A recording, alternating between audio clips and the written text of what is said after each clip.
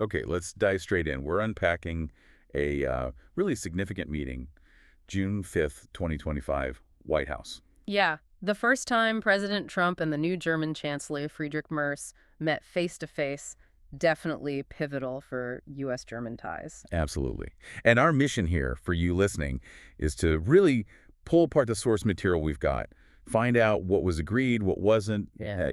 get the key takeaways. Right. The big topics seem to be Ukraine, NATO, and defense spending, and of course, trade. So let's start with Ukraine. The sources paint a picture of, well, quite a gap in their views. A pretty sharp contrast, yeah. What really stands out is how President Trump apparently framed it. Sources say he called it like two kids fighting on a playground. Wow. Okay, and that led him to suggest what exactly? Well, maybe letting the war, continue for a bit Yeah. before stepping in. He also seemed frustrated about a specific Ukrainian drone strike inside Russia. Interesting. And reluctant on new sanctions, too, the sources say. That's right. Which is presented as a definite shift from previous U.S. mediation efforts, sort of a step back from active intervention, maybe? Okay, so that's one side. Then you have Chancellor Merz. How did the sources describe his position? Coming from a very different angle, he apparently stressed the need to increase pressure on Russia. No messing around. He clearly labeled Russia the aggressor. Explicitly, yes.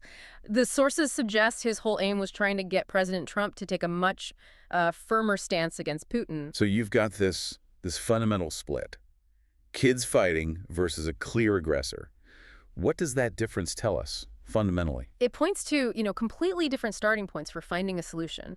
One view suggests shared blame may be waiting it out. The other demands immediate, strong action against the perpetrator. That contrast on Ukraine seems pretty central to the whole meeting, based on the material. It really does. Perhaps the most telling disagreement revealed. Okay, but it wasn't all disagreement. Where did the sources show some alignment? Maybe NATO. Yes. NATO and defense spending. That looks like a much brighter spot in the talks. How so? Well, Merz reaffirmed Germany's NATO commitment, which is standard but important. But the big news was his announcement. Germany planning to boost defense spending to 3.5% of GDP. 3.5%, that's significant, way over the 2% goal. Exactly.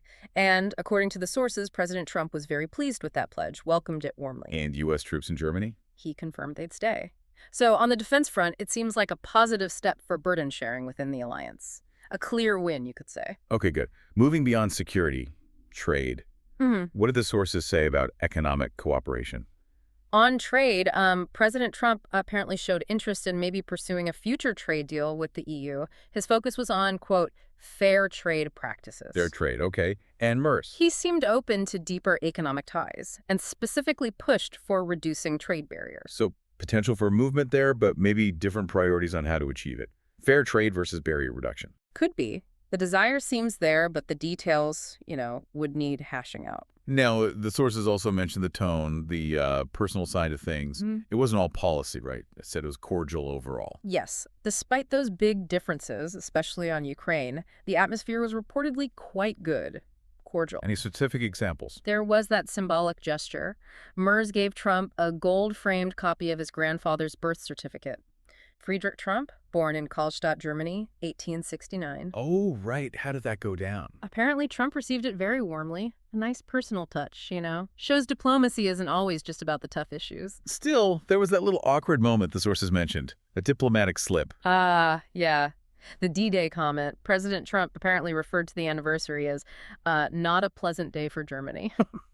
And Merz. He reportedly offered a polite correction, just emphasized that D-Day was actually the start of Europe's liberation from the Nazis. A subtle but, pretty important clarification. Definitely important. Okay, so let's sum this up. Based on everything in the sources, what's the big picture from this first Trump-Merz meeting? The sources seem to frame it as a significant first step. Constructive dialogue happened, even with those really notable disagreements, especially on Ukraine. And Merz felt Trump was open to discussion.